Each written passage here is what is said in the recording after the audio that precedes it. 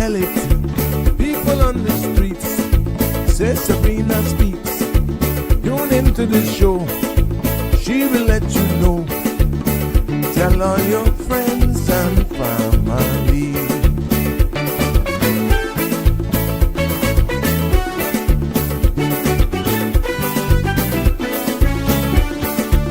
Real talk is no joke. You get the news straight up from grassroots and concerns. You hear with some people gone. So tell all your friends to tune in to Good evening, Cayman. I'm Sabrina Turner, and welcome to Sabrina Speaks, your daily dose of clarity, truth, and community insights. Every weekday from 5 to 6:30 p.m., we're tackling the issues that affect you, from national headlines to grassroots concerns. Whether you're in traffic or winding down your day, this is your chance to hear it straight and speak your truth. So buckle up, Cayman. We're not holding back. This is the show. We gotta let you know. Now we got to go.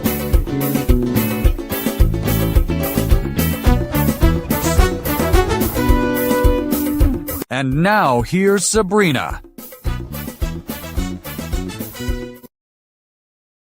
Well, what do you know? Good afternoon, Cayman Islands. How are you? Good morning to our global family as well, and welcome to another episode of Sabrina Speaks, Voices of the Islands, Conversations for the World, and the podcast where voices rise, stories unfold, and inspiration takes center stage.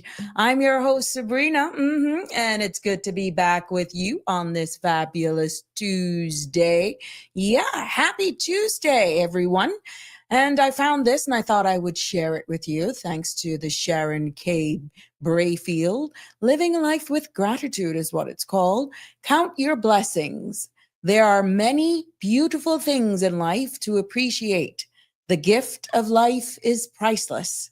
Be thankful, be grateful, be blessed. I thought that was so sweet, and I hope you enjoy it too. Well, happy Tuesday, everyone. And today's episode of Sabrina Speaks, it is my aim to explore Cayman's population surge, rising cost, and the shifting balance between Caymanians and expatriates. Yes.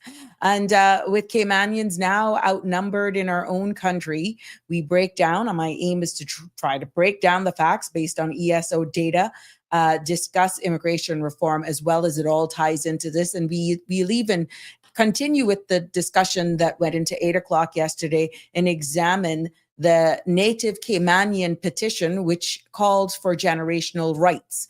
Now, this is a neutral, thought-provoking conversation about identity, opportunity, and coexistence. So I invite you to share your voice and with us. I would love to hear your feedback and share your voice on what home means in a changing Cayman. But before getting in today's discussion, the content you're about to hear, including any discussions or opinions from myself, guests, and our participants, is intended solely for general informational and entertainment purposes. It's not a substitute for professional legal, medical, or financial advice. I encourage you to consult with a qualified professional for your specific concerns. Bridge Media Limited and all its affiliates disclaims all liability for any decisions or actions taken in reliance on the information presented. 345-936-8255 is the number to call and be a part of this discussion where everybody is welcome, appreciated, and your contribution definitely matters. Now, guess what?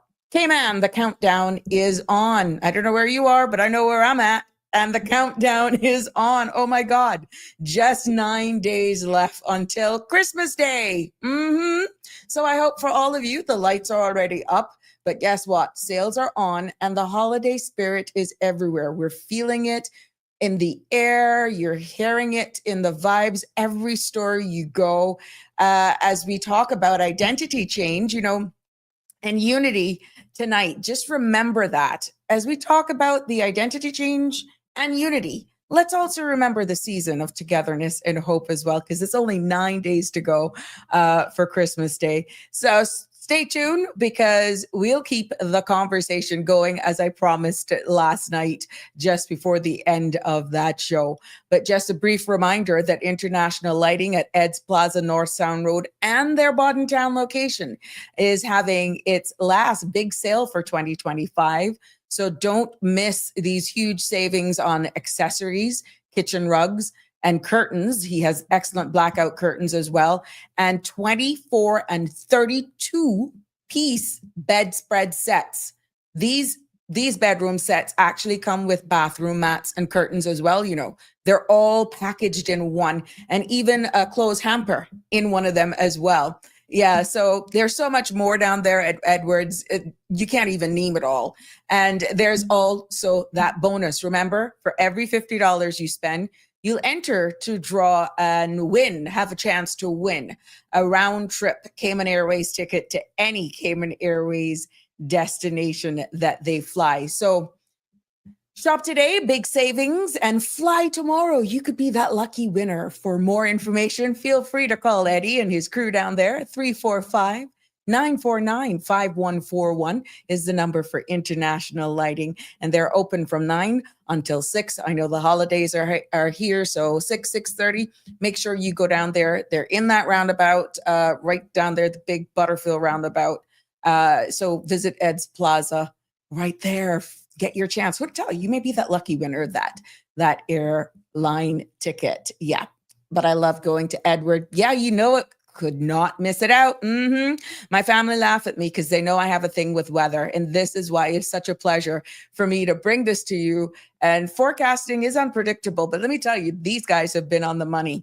The synopsis calls for isolated showers that are expected across the Cayman area during the next 24 hours, as a cold front is expected to become stationary over the Western Cuba.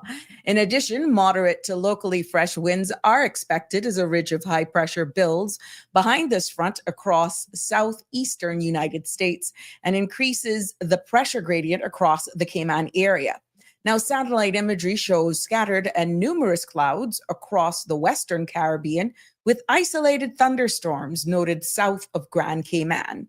As such, scattered showers are likely tonight and possible through Wednesday evening, as a surface trough and residual moisture from a frontal boundary lingers across the Western Caribbean. Now, the tides for today, there was a low tide at 2:37 this afternoon. There'll be a high at 7:18 tonight. A low tide for tomorrow is at 2:01 in the morning, and a high tide at 9:06 in the morning. Sun will set at 5:49 this evening, and sun will rise tomorrow morning at 6:53. Now, the outlook calls for similar weather conditions through Friday morning. So there you have it for all of you who are taking half day, getting your shopping spree on, or just taking some time to pamper yourself before the long cooking days and welcoming your family from overseas, or dropping those off who are going somewhere, or maybe yourself. You could be packing up and going off for the holidays yourself.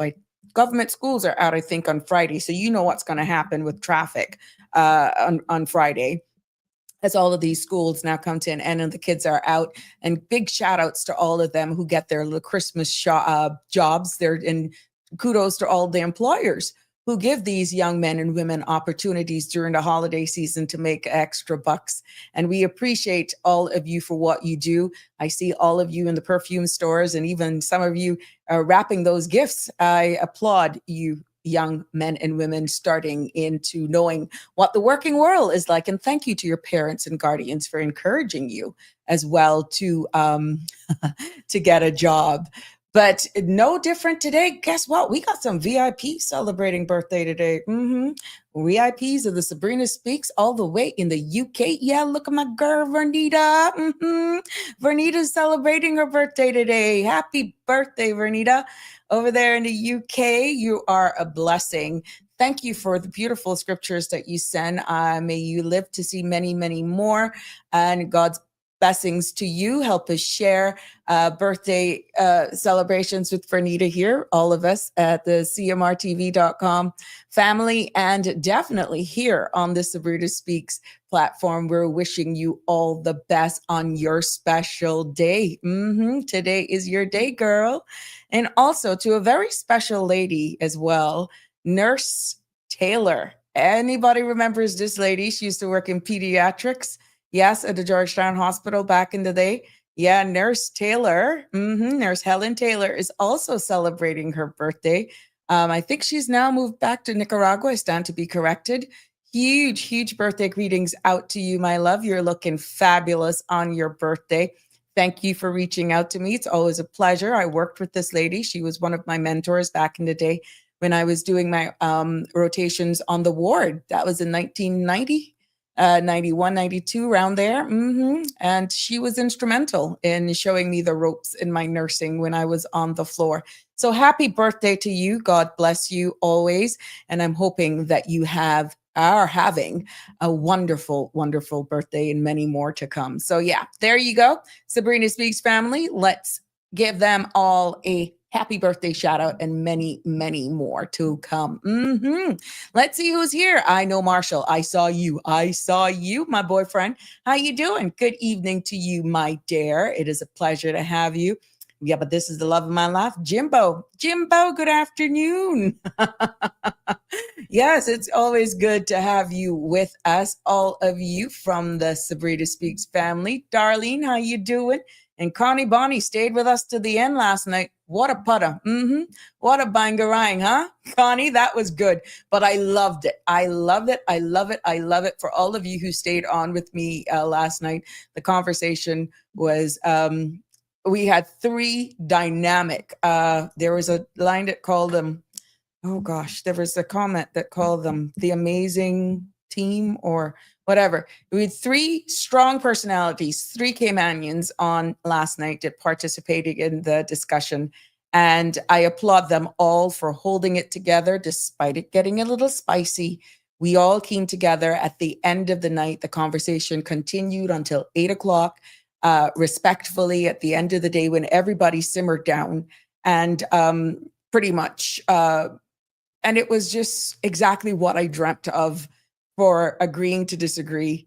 And the conversation continues this evening and all are welcome to participate. But Connie Bonnie was there, everyone who stayed on, I appreciate you.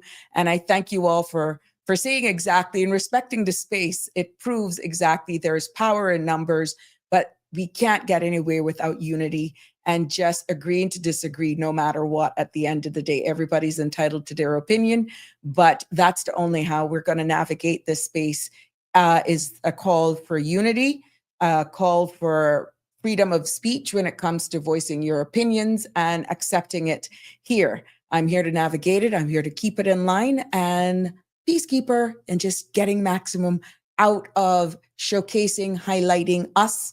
There are going to be some emotive topics. I told you guys that. And you're going to see things from different sides. And nobody is wrong at the end of the day. When it comes to their opinion, everyone is entitled to it. And this is the space for it. And we respect everyone here. But 345-936 is the number to call at any time to join in on the conversation. Once I can patch you in, you're all invited to join in. We don't want anybody to be scared. We don't want anybody to feel as though this is why I don't want to speak because I could be wrong. There is nothing wrong. And even if you've misunderstood something, that's fine. That's why we're in this space together. We're learning together as we grow together in unity. That's the key, in unity, because we have to coexist together. Hey, Donna, good evening to you. All the best to you as well. Happy holidays. Good evening, Auntie Sabrina, kinder, gentler world. And yes, the entire SS crew. That's right. There you go. Yeah. What a date. What date is Christmas again? Asking for a friend. You have Google it. I'm quite sure it'll be more than happy to feed that out to you. Lavana, how are you, my sweet? Yes. How are you doing? How are you mending? I hope all is going well with you. I saw Donnie comment the other day. I hope that she's doing well as well. Hey, Tartarian, I'm at home. I have not bought one thing. Guess what? I still have money and my rent will be paid. All right. Tartarian, that's the way to go. That's the way to go. Go pay your rent, my love, and just whatever floats your boat. You remember, we had an earlier episode on the pressures of the holidays and just being realistic. And if you remember right, I said I enjoyed more experiences. Was it Miss Rose? I think Miss Rose had says that she had nothing, or it was Miss Barbara. I stand to be corrected. Anyhow, somebody says all she got is a plate of food. And that's all she's going to give her family. And she obviously will be embracing experiences.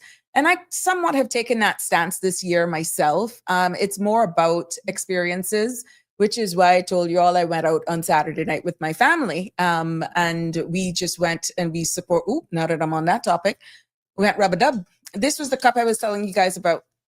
Nice cup, very nice. And it's blingy, blingy. Yeah. So kudos to all of the promoters of that event.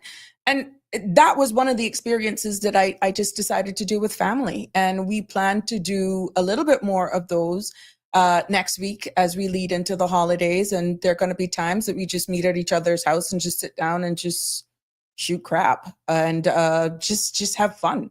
That's what it's all about. So good for you, Tartarian. Hold on money. Because a lot of them gonna be crying come January when them credit card bills come in.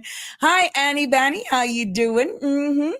Can you please just leave my Jim alone? He mine. You pack that man up and you let him go. So you leave me alone. You got to win your way back into Jim. I stayed on with their life, Connie. So you lost him. Yeah.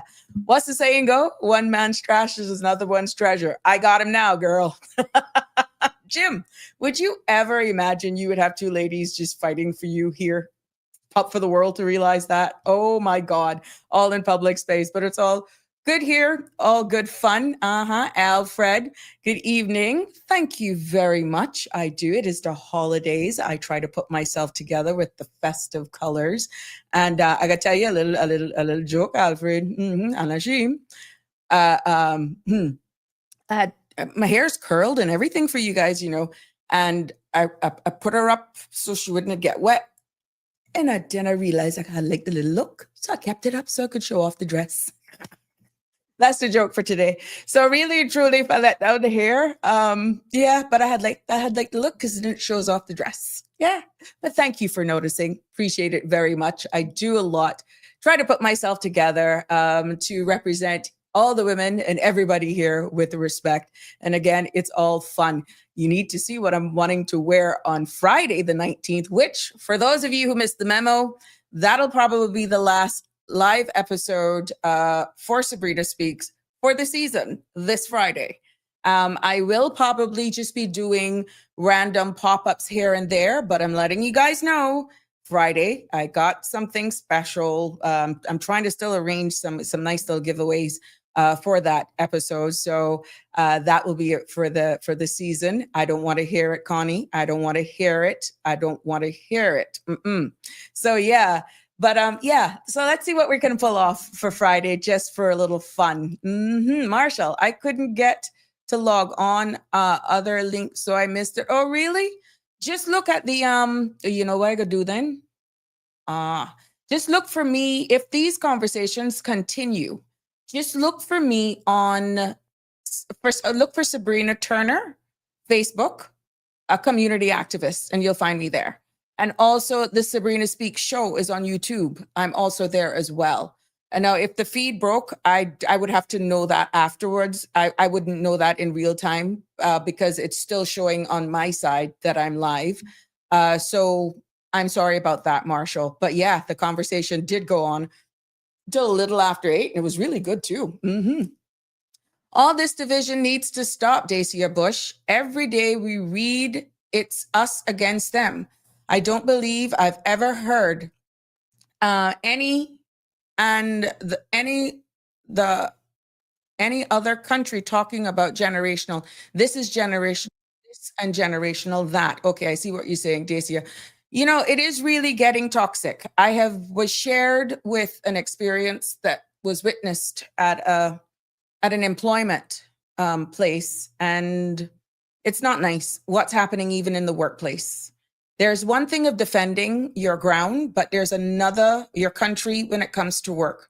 But when it comes with this attitude and this aggression, this anger, like, okay, this is the atmosphere that we're dealing with. And I gotta tell you, you ain't paying no work permit for me. I Caymanian and this and that. And it's like, oh my God, it is so embarrassing. And all they're doing is being given work to be done. And this is by no means carrying down a Caymanian. This is no way carrying down a Caymanian. It's the reflection on them themselves. And it is just pretty much, and I'm paraphrasing here, telling their superiors, you ain't paying no work permit for me. And you just can't make sense out of why the attitude recently, and it's not like anybody's after them in this particular case. There is a division, and it's more so from the Caymanians displaying certain behaviors at work that is really not a true reflection of what the law intended when it is claiming to protect Caymanians.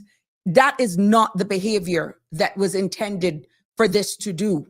We still have to coexist together, Dacia, but I'm telling you, you are quite right. All this division needs to stop, as you're posted here. Every day we read that this is against them. I don't feel I've ever heard any other country talking about generational this and generational that. Like I said, everyone is entitled to their opinion, but some behaviors that are right now being displayed on the workplace, it is of poor taste, poor taste. I've known there's another incident where a government worker was at one of the local food joints just getting a bite to eat in their government uniform, and they were approached by a local, mind you, and when they realized the uniform that they were in, they were literally scoffed at about this person being in their government uniform and they not from here, and how they get this government job. And they were literally in the person's face and they were unprovoked. That type of behavior is not what was intended into our society. And this civil servant in their uniform just went to pick up food, but their accent was not that of Caymanian, and they were verbally attacked. They were verbally abused in the civil servant's face. This is happening here in Cayman. And we have seen a proliferation of this happening with people that are unprovoked. If they don't look like us, they don't speak like us. And this is what is happening. Now, you may say, why don't they report it? People are not going to do that, unfortunately. But I'm telling you, ladies and gentlemen, Dacia, what you've said here is profound. And is this the erosion of protecting our identity as Caymanian? Is this what is going to happen? At what point do we just slow it down a little bit and just reassess exactly the behaviors that are happening? But I know that was not what government officials were looking to come about when we start talking about immigration reform. Because when you have unprovoked people being attacked, unprovoked, just because they don't sound Caymanian and they're in a government uniform getting their food and they're being provoked that, what do you come here for? Take off that uniform. And I'm paraphrasing. What you here taking away my job? Not even understanding or not having any clue of the individual's immigration status. They may not look like us. They may not sound like us. But at that time, they have no clue of their immigration status. And that is not what this was all about. It is happening. It is blowing up. And it seems as though a lot of these persons who are actually being victims are not speaking out. And when you have people who are civil servants being attacked because they're in their uniform doing their job because they don't look and sound Caymanian. Houston, we have a problem. Good evening, caller. Welcome to the show. Good evening. How are you? I'm fair to fine. How are you? Good, thank you. I need to chime in. I felt called to chime in on this call. Thank you. And before I say what I have to say, I want to say I don't condone any of that foolishness. I think it's foolishness. I think it's outright disrespect. And it doesn't reflect, in my opinion, who we are as a people. Conversely, I will say we constantly hear about Caymanian versus expat,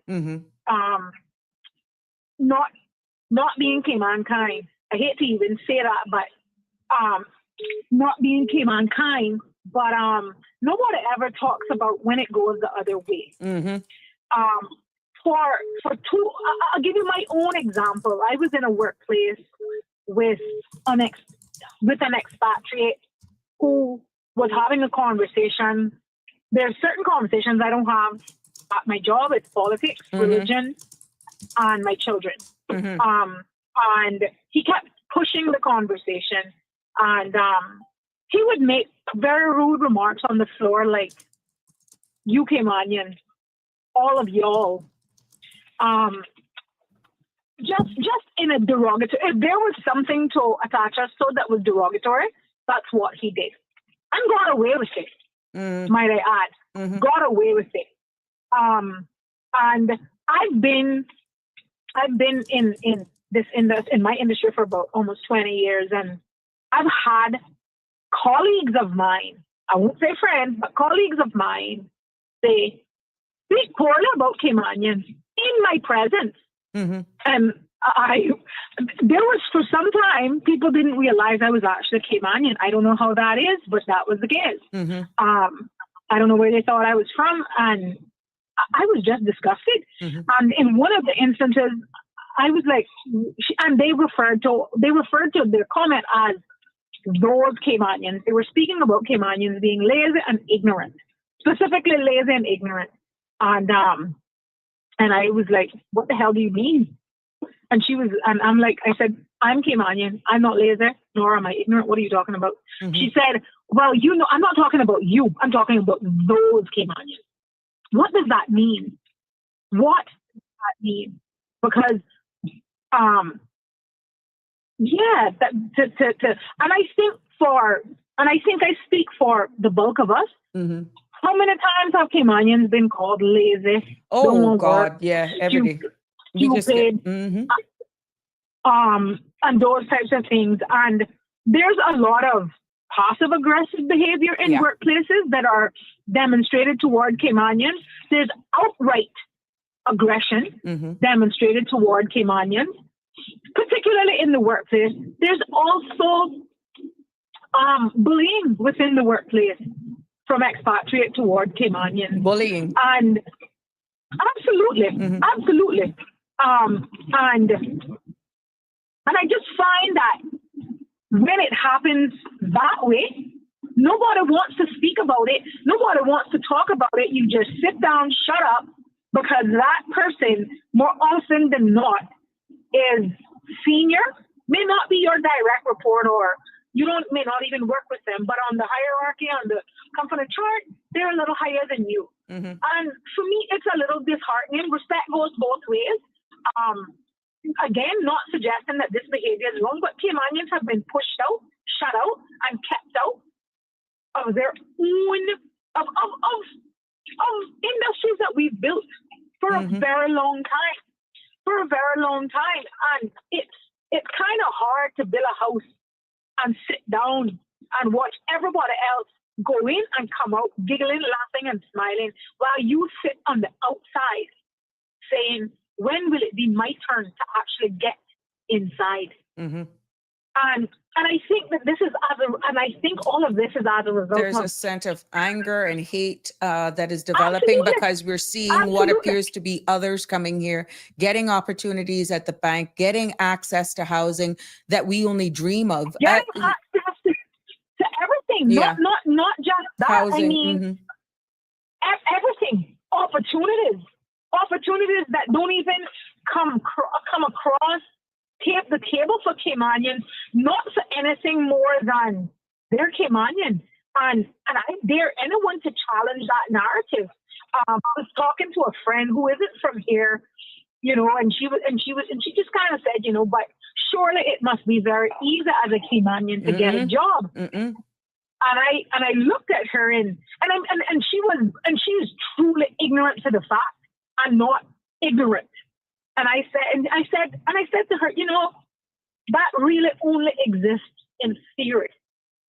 And she looked at me as if, what do I mean? And I said, well, that really only exists in theory. That's a farce.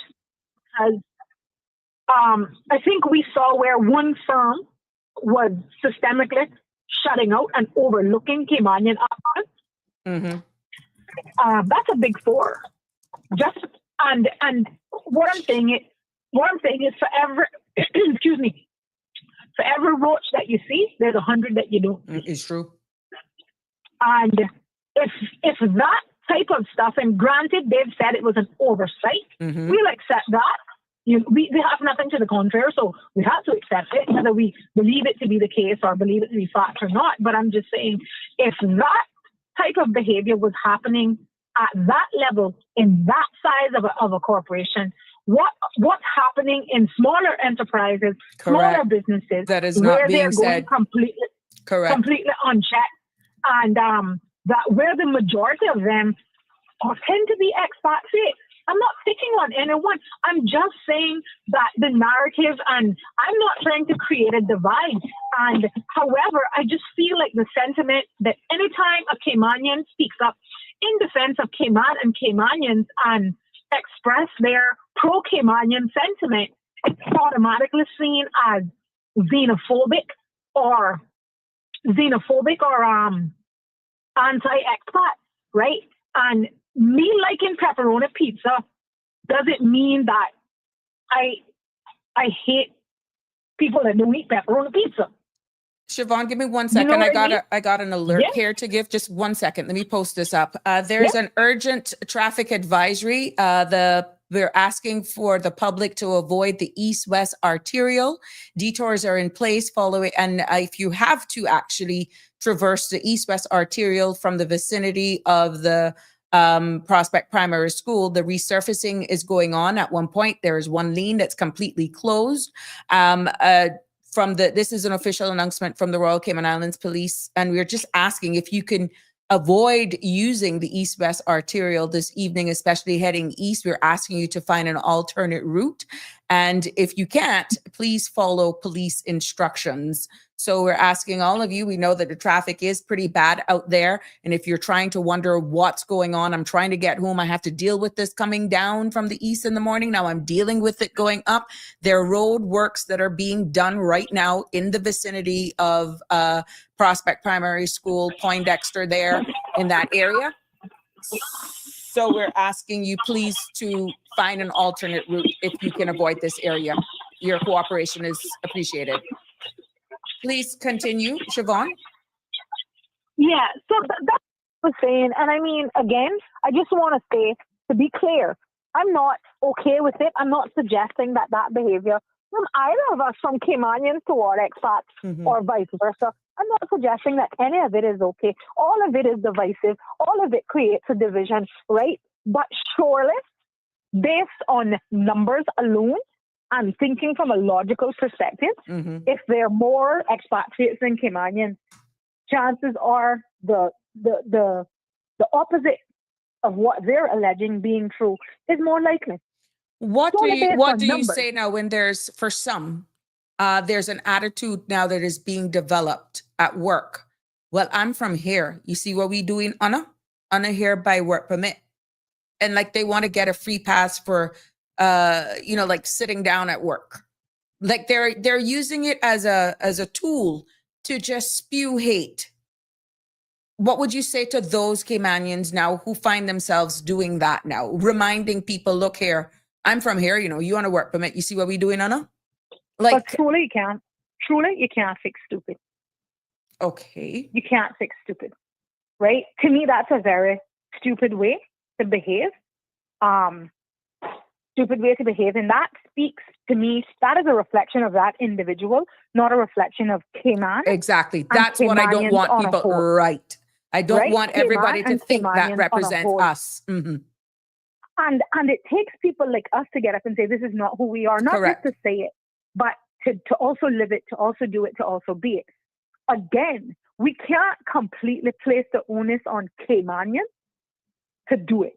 This got to be a two-way street. Mhm. And it got to be reciprocal as well, at least in my opinion, right? And again, it's not suggesting that the response to what some Caymanians may be feeling, or whatever, not suggesting again that any of it is right. However, in a lot of cases, they feel backed into a corner. That is their only response. How many times have we not heard Jim from Canada, my boss Jim from Canada, came in and through the morning paper, I had someone take a coffee mug, a coffee mug, and shove it across my desk. It was full of coffee because he was standing at my desk trying to get my attention, and I didn't actually see. He was like kind of in my peripheral, to be fair. Put his cup down and slid the cup across the desk with coffee in it. It spilled on my desk. How do you respond in those ways? If you don't know yourself, you would deck somebody. Right? And these are the types of outright. But how are you supposed to respond in that case when, like you said, it is reciprocal? That's disrespectful. That's a broad question. How would you respond in something like that? Because that's one, disrespectful, but two, all sorts of stuff is going through your head right now. You're like, I got to feed my kids. I got to keep my, Exactly. Yeah, but this idea, right? That, and I hear that all the time. I need my job. You say you need your job as if the other person don't need theirs. Correct. Right? Everybody needs their job. Nobody came here to cock their foot up. Even people who've come here of means and wealth didn't come here to cock up their foot. They came here to make money, not friends. They came here to make money, not friends. And friends are a byproduct of the relationship, and they accept it. But the thing of coexisting with different cultures coming in here, and the harsh reality that we are in the minority in our own country. And even when the stats are given now at the 50-something%, that includes status holders. Absolutely. We're going to see cultures now overshadowing who we are as Caymanians. What do we do as a people to galvanize? But when you leave where you from to come and join where I from, I think you have an obligation to assimilate. If where you came from was so grand, we to go back. Go back. Nobody invited you here. Nobody not begging you to stay. But do you think that is why in forums like this, when we have Caymanians that are participating and willing to speak up, that this is a reflection of how people view us? Even when you go to certain watering holes and you speak about one another and in a bad way, and you don't know who is listening, that is something that we need to show that we're together as Caymanians more. I think that we spoke about this yesterday as well. We are our own worst enemy. And you know what? A Caymanian will help you out of your job quicker than your foreign counterpart. I've seen it. Right? And not for nothing more than they don't think that you deserve to have a 25 cent more than they have without even considering what you may have achieved, accomplished, and worked toward. Hold on a minute. I'm going to merge your call.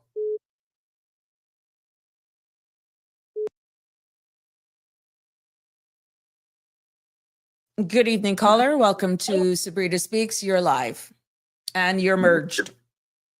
Good evening, Sabrina. Good evening, Siobhan. How are you both? Good evening. Oh my God, I can feel that smile. It's my barcode boyfriend who I don't even know. What's on your mind? My radio boo. What's on your mind, my love? No, I was just listening to Siobhan. He wants to agree with me. I was listening to happy Siobhan. Wife, happy life. So they say, right? don't know if that was a proposal or what, but anyway. Okay. But but yeah, you know, I'm hearing what Siobhan is saying, and I'm hearing the hurt and the anger and the frustration in that, you know, it's like feeling like Caymanians are in a lose, especially when it comes to bullying at work and discrimination at work, right?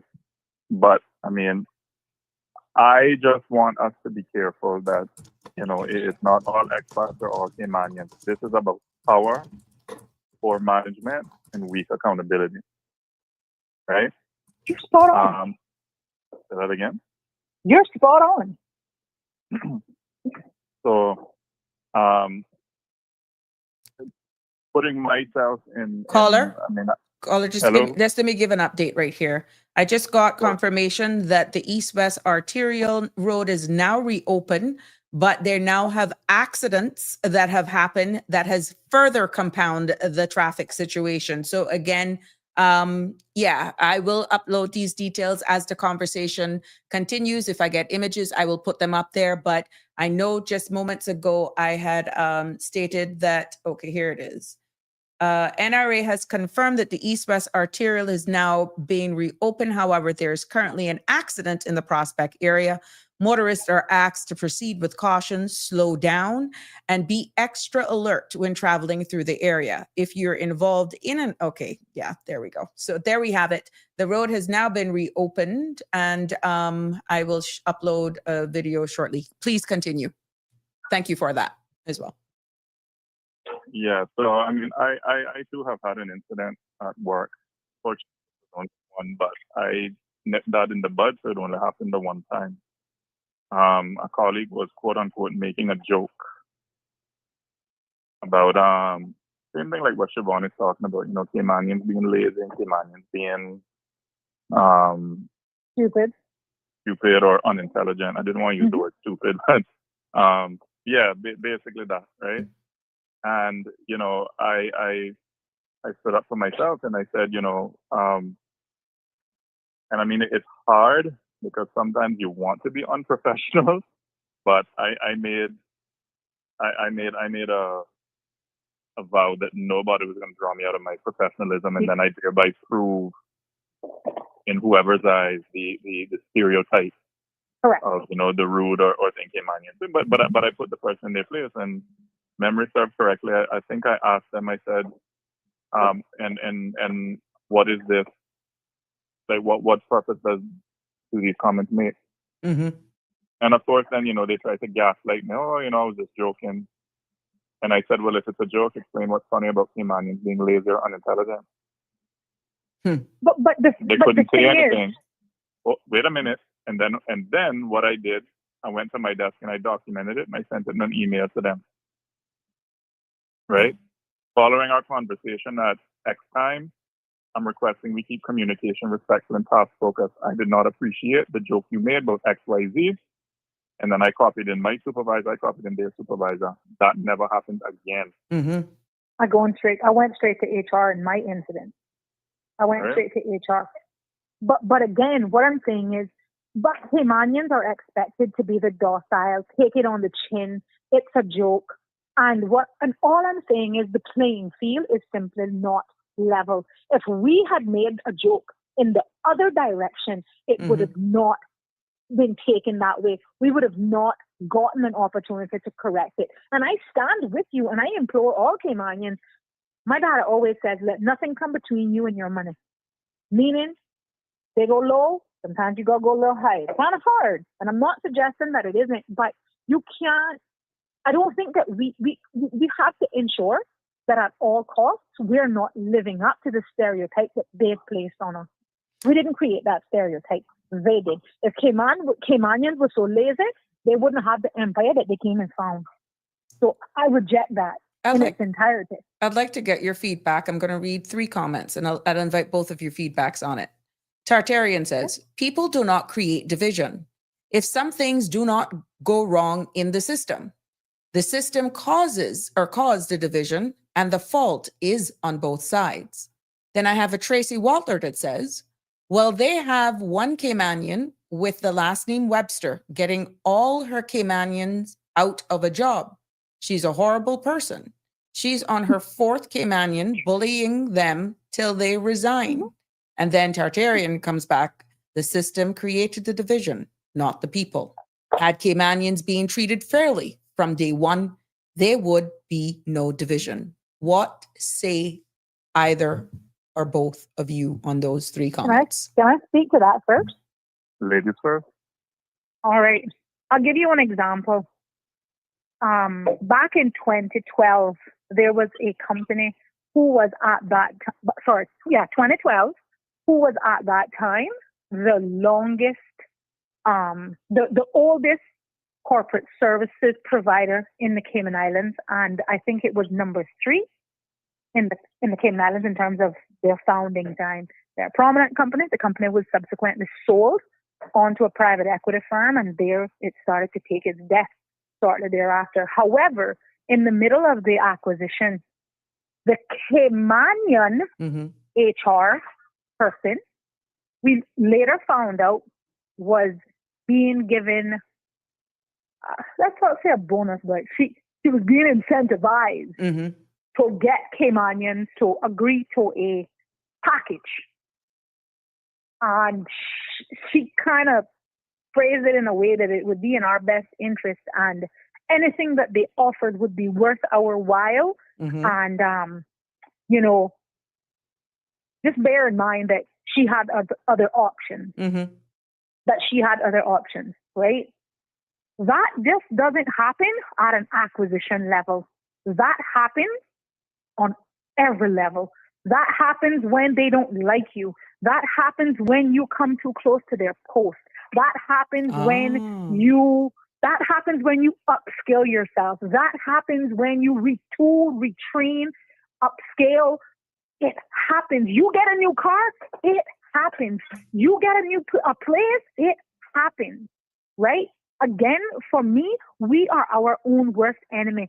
I've been in management, and I've been in management for a little while. And I will say this, anybody who's come across me, who's worked with me, may feel different. I don't know. But the sentiment that I've received is not that. I think I have an obligation to train Caymanians upwards, for upward mobility. I have an obligation to train the people coming behind me to be better than me. If you beat the best, then I think you're pretty good. And that's not the sentiment anymore. I don't know what happened, and I don't know when it trained, but you heard that person's comment that said a Caymanian putting Caymanians out of a job. They further responded saying that they did speak up, and she spoke on behalf of all persons that left, and they told her that I would ruin her career and reputation. I left and couldn't do it anymore. So here's another Caymanian had to leave amongst other Caymanians from a workplace that a Caymanian just made the environment so hostile that they could not stay. Now, who do you blame for that when we're trying to protect Caymanian identity? A fish rots from the head. A fish rots from the head. No single person should have that amount of power. But I actually seen a similar thing in a very large organization where one person was single-handedly, cherry picking and kicking people out of their jobs. Like if you spit into the wind, she had a problem. If you put a comma after good morning, she had a problem. She nitpicked. And honestly, in my opinion, it was simply competition. Here comes a new person, fresh blood, somebody who is younger than me. I've spent 25 years at this job. This is how far I've made it. She's only just been in the industry 5 years, and she is on my tail. They don't want, in a lot of instances, I call them old heads, they don't want young Caymanians to come up because they see it as themselves being displaced. And I don't think that it should be viewed as such. I mean, you have older Caymanians, and for some it makes sense, but for others it doesn't. Existing in what I consider entry-level roles forever and a day. They ain't bothered to get themselves a little certification. They ain't bothered to get themselves they ain't tried to do no better. They're content with that, and to a level that to an extent, I guess that's okay. And whatever your destiny is what it is. However, we still have to make room for people coming behind us who, for whatever reason, that may be the role that they also have to take up, and that may be the only role that they will be able to take advantage of. But if you've been up in there 30 odd years, you ain't even bothered to try to get yourself even out of that chair. I mean, come on. Mm-hmm. Let's get the other caller's point of view on this, on those remarks, statements. I mean, just to piggyback off of Siobhan just now. I mean, as she was speaking and talking about the old head, quote unquote. Mm-hmm. I've heard, and I didn't see this in my time coming into the world of work, but I've heard that there was a time 40 and 50 years ago where it was enough to go into a job and saying I'm Caymanian, and you ended up either in a middle management position or very quickly working your way up a middle management position with a nice salary, and there they stayed for 30, 40, 50 years. But now when you have somebody like Siobhan now who is Caymanian, but Siobhan is also highly qualified and highly experienced, and now, she's coming up. I mean, the old heads now are going to look at Siobhan as a threat, right? So I hear what Siobhan is saying. To Tartarian's comment, though, I mean, I get what Tartarian is saying. I mean, a lot of the tension we're seeing isn't because ordinary people just wake up wanting conflict, but it comes from the systems and decisions that were made over time. Cayman didn't just wake up here in 2025 in this situation. We're now seeing the results of decisions and policies that were made 20, 30, 40 years ago. And we're probably not going to see the impact, the full results impact for another 10, 20, 30 years. Correct, right? correct. So who have gotten the opportunities in those 30, 40 years? How were wages and housing managed? How were permits enforced? Whether Caymanians felt protected in their own labor market and culture? So I hear what Tartarian is saying, but at the same time, even if the system created the pressure, we still have a choice in how we respond. And I think that's what Siobhan is saying, right? We can demand fairer policy and better enforcement without turning it into, hate the people who came or the line we hear a lot, well, like, come here by plane, you come here by plane, right? And because many expats are also just trying to build a life and follow the rules as they find them. Correct. So, I mean, which is why sometimes they feel as though they should just stay in their corner. They come here to, let's say, work. They have ended up being here now 15, 20 years. Yeah. But then they stay, and then they have pretty much adopted that mindset where they're pigeonholed. And even when they become Caymanian status holder, they remain like that. They don't. Well, some. Can I make a point? I want to make a point about that status holder and this thing. I don't like the term generational Caymanian, though it comes from. I think it comes from a good faith, because what does that term even mean? Oh, well, my generation, I can count back 8 generations to generational Caymanian. Okay, so what about the Caymanian that can only count back 7 generations? I mean, does it make you more Caymanian than them? Or what about the Caymanian that have more generations than you? I mean, like at what point? Well, I think going by what we saw by the definition, I think it just basically said if you had a parent or grandparent who was Caymanian, and I don't think, I am personally for that generational Caymanian thing. It's not about division, but it's about feeling a sense of belonging. It does make a difference to me. I do want to be distinguished. I do want to be set apart. I wear it as a badge of honor. I want my children to know that this is their land, this is where they came from, this is where their mama from, this is where the grandparents from, this is where the great-grandparents from, and as far back as we can go. That's important to me. If that makes someone who came here uncomfortable, that's a them problem, because that's not my intention. How you receive what I said when I had no ill intent, I have no control over that. Now, what you say it, how you say it. And if you understand the intention, nobody gets up in arms that Native Americans are referred to as Native Americans. Well, guys, I did tell you that last night when I was reading that was the first time I opened it. And I had a little time to go through it today. And pretty much what I got in simple terms, I'm just trying to consolidate it because it goes into a lot of detail, right? This petition is asking, really, the takeaway that I got from it is asking for Caymanians constitution to formally recognize native generational Caymanians. And what that means is that Caymanians whose families have lived here for generations, I think at this point it goes back to what, 1930s? For generations, for not just those who become Caymanians through status grants or residency, right? But then you have the critics then that worry that some dysfunction could be divisive. And they are asking the question, would this create two classes then, as you two are alluding to? So there's one thing that says safeguarding identity and heritage. It's a delicate balance. But they're already two classes. We already have. Well, you're a status holder. I mean, bar Denny's comments regarding, the legalities behind it. Just thinking of the ordinary common person, because you ain't going to tell my grandparents.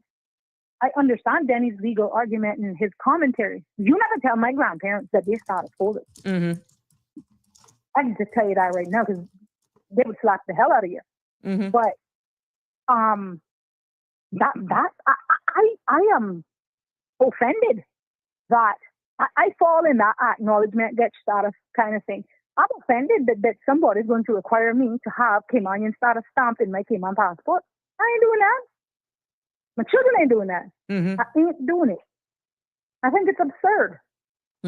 However, that's the lay of the land. That's how it is. It hasn't stopped me from achieving or accomplishing anything in this almost 40 years. I think I'll be okay. That because the statistics has us as being outnumbered in our own country, that there needs to be this actual distinction, this clear legal definition that protects the remainder of us. Do you feel that is why? Because it's one thing, right? This petition came out of nowhere after the Great Immigration Reform Phase 1 took place on Friday. And obviously that was all supported in the House by the majority. And I've just added Denny onto the show. So, and out of nowhere, then this petition comes about. It's as further protection. We had Mr. Balika saying yesterday in his opinion that maybe they are actually worried that it didn't do enough and they feel they have to go this far further to solidify. Good evening, caller. Welcome. It's three-way caller. Sabrina, can I just make Go a ahead. point before Danny hops on? Go ahead. I mean, I hear what Siobhan is saying, and again, I'm with Siobhan on it, right? But then, okay, talking about putting this into legislation, all right. Let's look at our cousins up north, the USA, right? It's defined by law that a Native American is a person who can prove that they have at least 1/8 Native American blood in them. Okay? Correct. All right. Well, then what are the benefits of being a Native American? I think they don't pay tax. Yes, they don't. And they have land protections and such. It's a bit deeper than that. All right. So in putting this into law and in saying that Caymanian, okay, well, we're going to define a generational Caymanian as XYZ.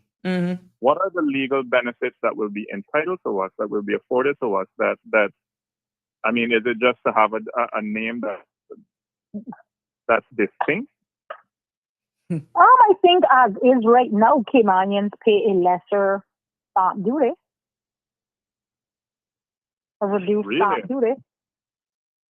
Am I wrong? No, you're not wrong. For the first time homeowners is zero, and there. I don't know if there's another tranche of benefits. There's a little bit, but remember, I like where you go. But remember, now we all. Boyfriend, I like where you're going with that, because if they define it, then they're gonna give us a little something on the side. But this is my point, because here's the thing: because a status holder can apply for that same waiver that a Native Caymanian, because sort of, right?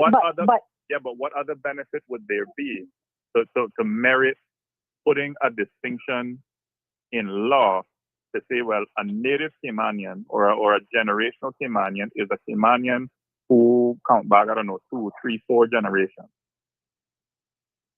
I could answer what's the merit? Sorry, Dennis. For me, it's just pride. That may sound silly, but for me, it is important. And I feel grounded. it makes me feel good. If it's, I mean, some people may say, oh, that's just an illusion and that sounds wacky, but for me, it's that. So far as what I've been, what I'm also saying is, if there's no great distinction in it, or it doesn't carry any weight, why do Caymanians or expatriates who've obtained Caymanian status, why do they say, and I'm so sick of hearing it, the Caymanian status ain't nothing to you, give it back. I'm Canadian, but I have status. I'm American, but I have status. I'm South African, but I have status. But they're not going to give it back, Siobhan, as long as they're benefiting from it. I know, but that's what I'm saying. So if I create a distinction that seemingly excludes them, I'm xenophobic. But if they create their own distinction that I guess could be seen as discriminatory, as long as they're doing it against themselves, that's okay. That's stupid. But do you think that automatically came about because they were never felt inclusive? Devil's advocate. No. Well, this is what I wanted to. I wanted to finish up my thing. In addressing Tartarian's comment, right? So, in terms of fixing the system, yes, fix the system. You can do things like publish clear data, enforce standards, build real Caymanian training, promotion pathways, align population growth with infrastructure, and there, and other methods to make sure that Caymanians aren't sidelined. But while we push for that, we have to keep the conversation firm on fairness, but soft on people, or the division is going to become self-fulfilling. So the question I have for Tartarian would be, and I know this is not where you want to go, but I just want to put this out for Tartarian. When you say treated fairly, what's the top priority you change first? Is it hiring and promotion rules, wages, housing affordability, immigration enforcement? I want people to stick with that question. All right, now I'm listening. Okay, Danny. Well, good evening, everyone. Good evening.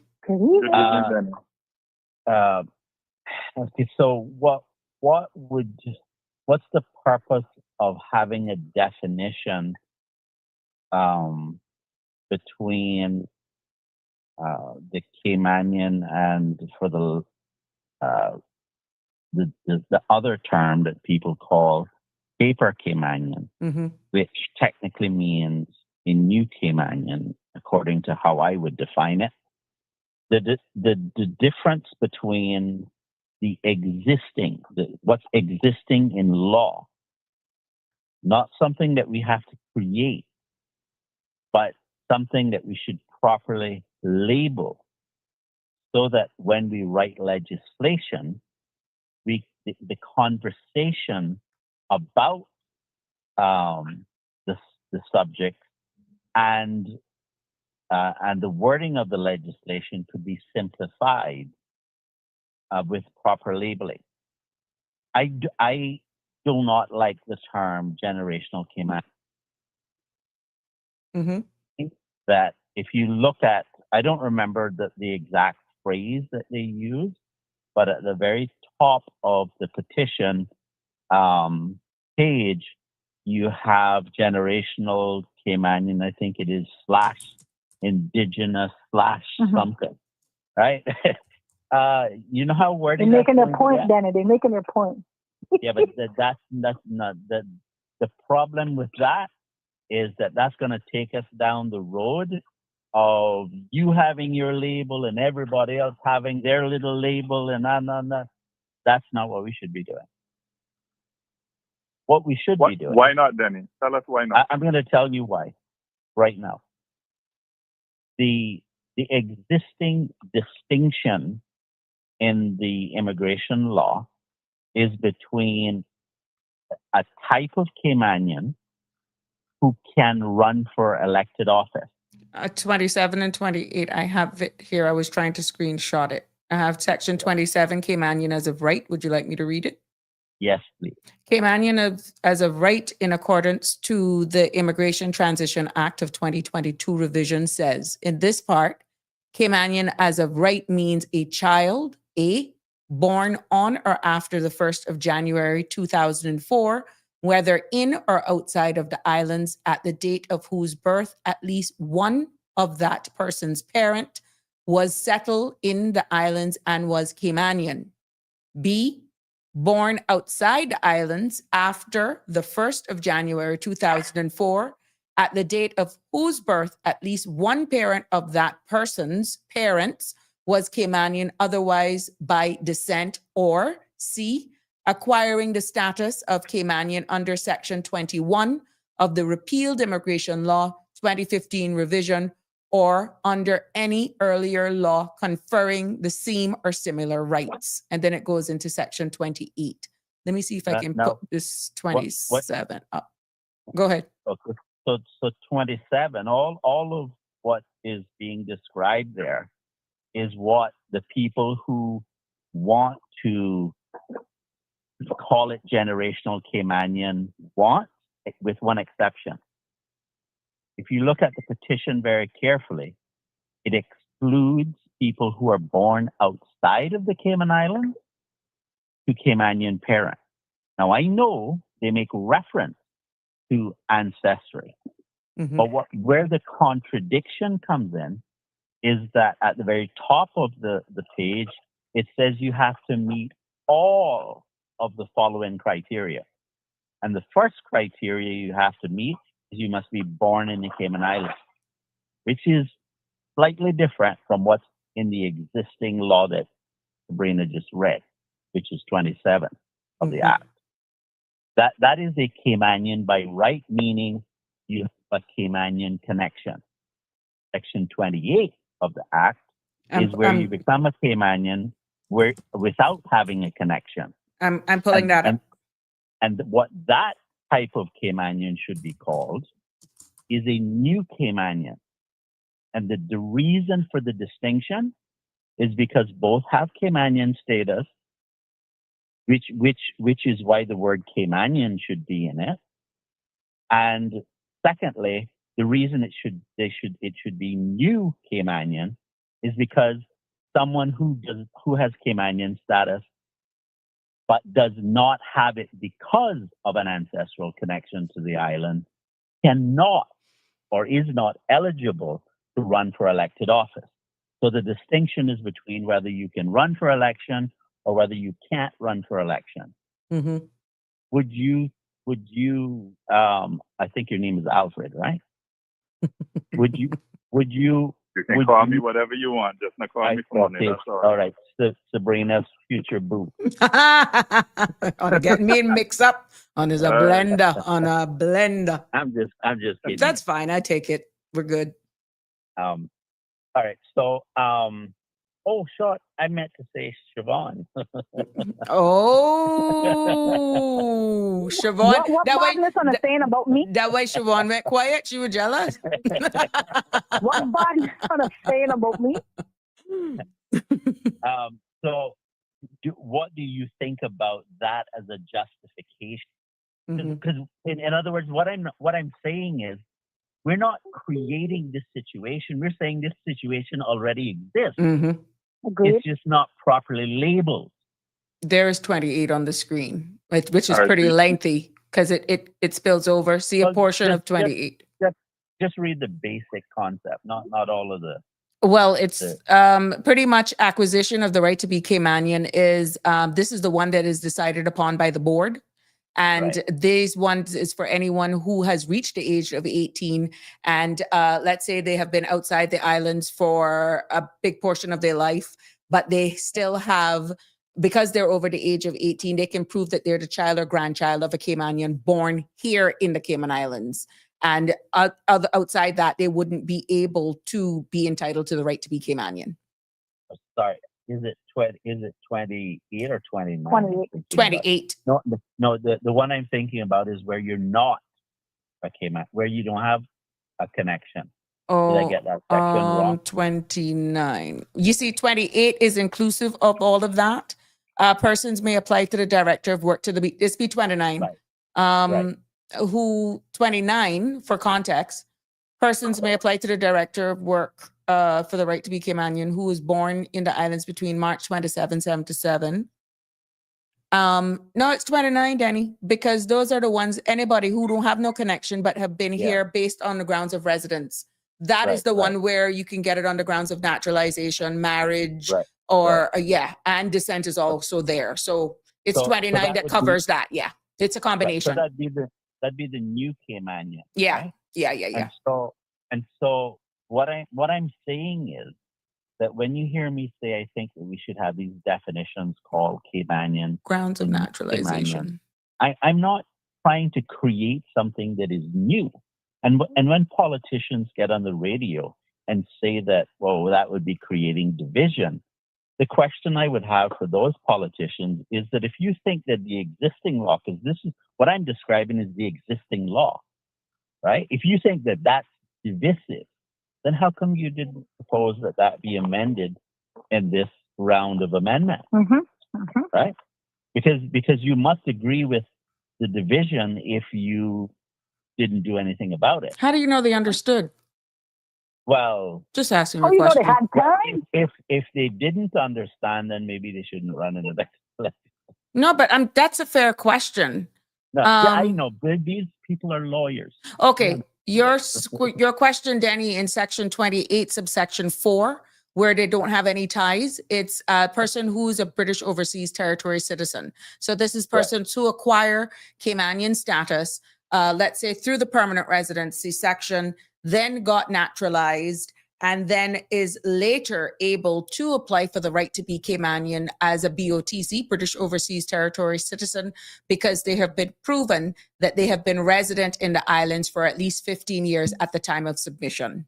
So it is section 28, subsection 4 of the current Immigration Transition Act of 2022. Okay.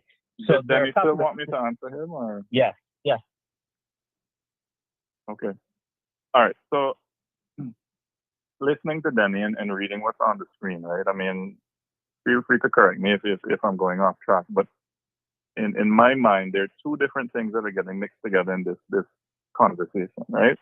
One, why the law needs a definition of Caymanian or right to be Caymanian, and two, whether Cayman should create an extra separate legal class like generational Caymanian or new Caymanian, like what Denny is suggesting, right? I wasn't suggesting that. I'm against that. I agree with you that I don't. Oh, sorry. I apologize. Like what you mentioned, right? Yeah. A legal definition is basically the gate, quote unquote, for rights and obligations that the state must administer consistently, right? And in Cayman's immigration framework, quote unquote, Caymanian is a legal status. We're not just talking about a cultural identity. And the Immigration Transition Act spells out that a Caymanian, quote unquote, is someone with Caymanian status, and it also sets categories for how that status is held. So you got things like Caymanian as of right, Caymanian by grant, by entitlement, etc. Right? That clarity matters because other parts of public life hinge on it. Most obviously, we talk about things like who can vote, who can stand for election. Right, which is tied to being Caymanian under the Constitution and the election rules. Right.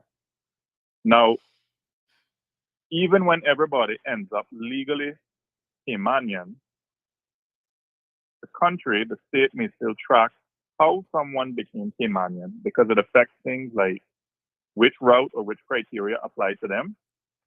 We talk about things like birth-parent connection versus, residency and, investment and all those things. It affects things like administration and record keeping.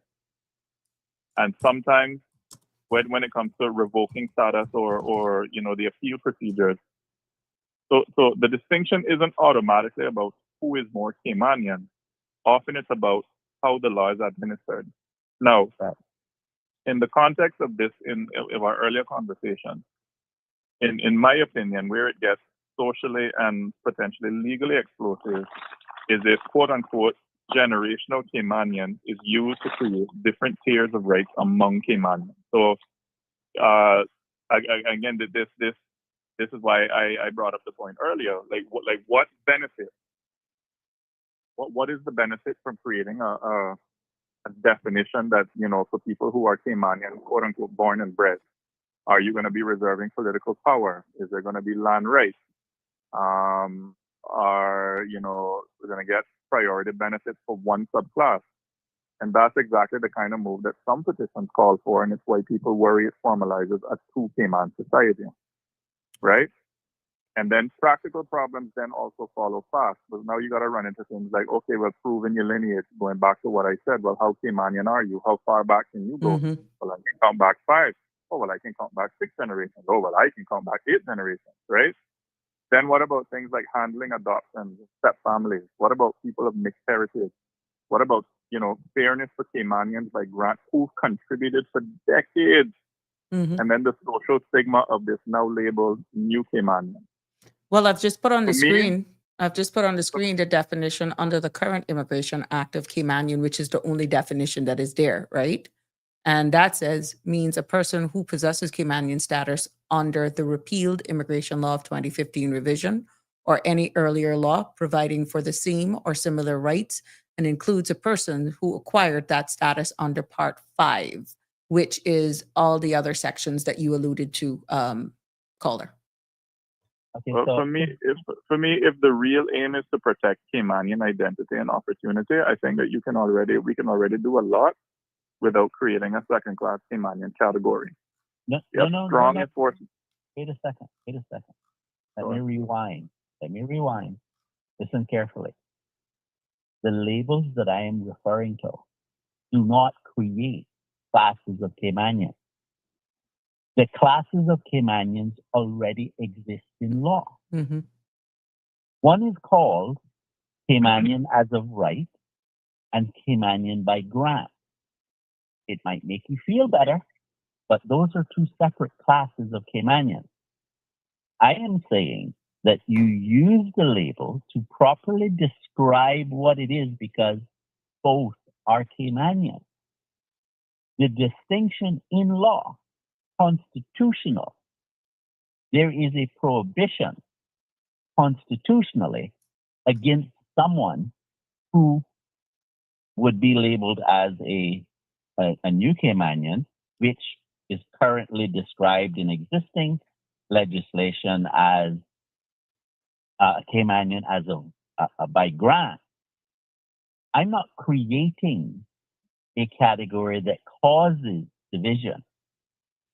I am suggesting we put a label on it that simplifies the conversation and simplifies writing of legislation so that people can understand what the law is actually saying. Then I understand that, but remember that we're also talking about a wider conversation in terms of the social fabric.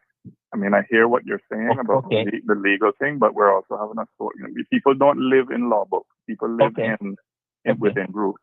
But let me ask you this, Denny. Let me ask you this. So, or anybody who can answer. So, looking at what Sabrina has on the screen, Section 27, Caymanian as of right means a child born on or after the 1st of January 2004, whether in or outside the islands, at the date of whose birth at least one of the person's parents was settled in the islands and was Caymanian. I have a question for you then. So let's say Siobhan and I are married. Sorry, Siobhan, I'm just using you as an example. And both of us come from Timbuktu. And we both came here, we both work here, and we both gained the title of New Caymanian. We have a child. What label does that child now become Caymanian as of right? Yes. Okay. Absolutely. That's existing law. Okay. So, all right. You know what? I'll go ahead and go on. Okay. So, what the problem that I have with what you're putting forward is that people would be thinking, well, I don't want to be seen as being different. Well, okay, if you kept the label that is there now, Caymanian by grant, it doesn't change the fact that you're a different class of Caymanian. It might make you feel better about it, but it doesn't change the reality.